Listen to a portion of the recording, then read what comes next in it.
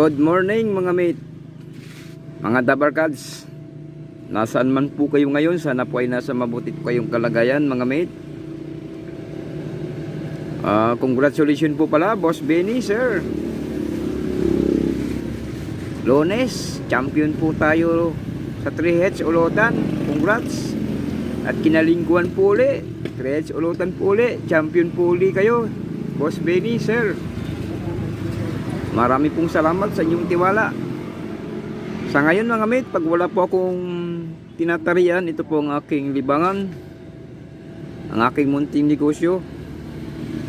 Ito po ang aking latest new design. Latest na, new pa. Ito po ang aking long strap cord. Ayan. Pagbubuksan nyo po ito mga mate, ay dito po lang po yan. Dito lang yan. Ayan. Ayan.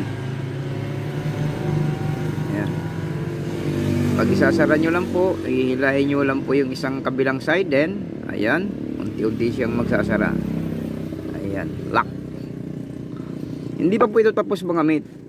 Ang dulo po nito ay, ayan, lalagyan po pa po ng button lock para po mas matibay. Itong tahi natin dito mga mate, ito po ang ginagamit sa pagtayo ng sapatos, kaya po matibay. Left and right nakatahi po. Then sa bandang gitna, ito po ay pinasukan ko po ng nagbabagang GI wire para po mag-connect yung pagkakasinturon niya. Ayan, para po pag tinahi ay hindi po mawawala sa align. Tulad po nito, hindi pa po ito nakatahi pero nakafix na po siya. Parang tari din po yan. Kailangan bago nyo i-finish yung pagkatali at paglagay ng tape, dapat po be sure na hindi mawala sa align ang inyong tari, para sa bawat pukol ng warriors mo, ang kalaban ay sa pool pag dumikit. Para din po sa ating mga taga-ulot mga mate, sana po maging maingat po tayo, dubli ingat, slowly but surely, at pinag-iisipan ng gusto para po hindi tayo po malagay sa tagilid na laban ng ating warriors. Kailangan po wag naman po nating itatapat yung manok natin sa, kung 7 tayo, 10 ang kalaban, 8 Gs. Sana po kahit 9 Gs lang, or mas maganda kung parehas po, para hindi po tayo mahirapan sa laban yung warriors natin.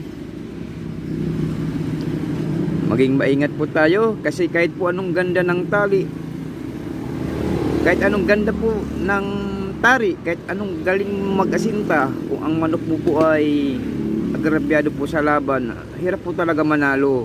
Kahit makauna po yan, dahil iba po yung puwersa o palo ng malaki kaysa sa maliit.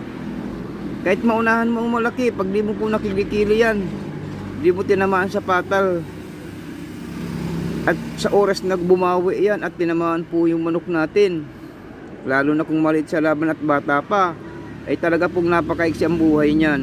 Madali pong susuko sa laban.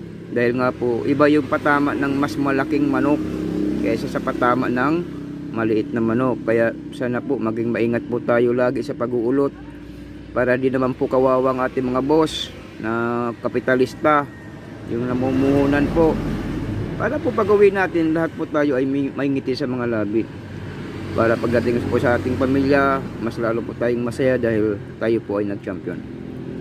Okay mga mate, ito po ang aking na-share sa inyo, na pag wala pa kong schedule ng pagkatari, paggagawa po ng tali ang aking pinakakabalahan. Itong tali pong ito ay order po ito ng taga Tondo, Manila. 100 piraso po. Sa ngayon po, dahil magpapasko na, sa mga umu-order po sa akin, magbibigay po ako ng 10 plus 10 bonus na tali. Kapag 100 po ang in-order nyo mga mate, mayroong plus 10 na ibinibigay ko ngayong malapit ng Pasko, para tulungan lang po tayo. At gusto ko rin pong magbigay ng konting saya sa ating mga suki, sa mga nagtitiwala po sa akin. Hindi yung take lang po tayo ng take, kailangan din po nating magbigay. Ika nga, give and take mga mate. Okay? Sa mga gusto pong umorder, ito lang po ang aking bagong design ngayon, ang long strap cord. Hindi pa po ito tapos. Ang ginagamit ko rin po dito, para hindi magimulmol, meron po tayong additional na ikinakabit. Ito po yung balat. Ayan, balat mga mate. Tatahin ko po yan left and right din, baba taas, para matibay po, para kahit mahilig magtuka yung manok, hindi po siya magimulmol kasi protektado na po siya ng balat. Ayan, umulan umaraw, safe po ang inyong tali, safe po ang inyong manok. Okay, bye bye. Ingat po kayo lagi mga mate, for wins to come sa mga laban.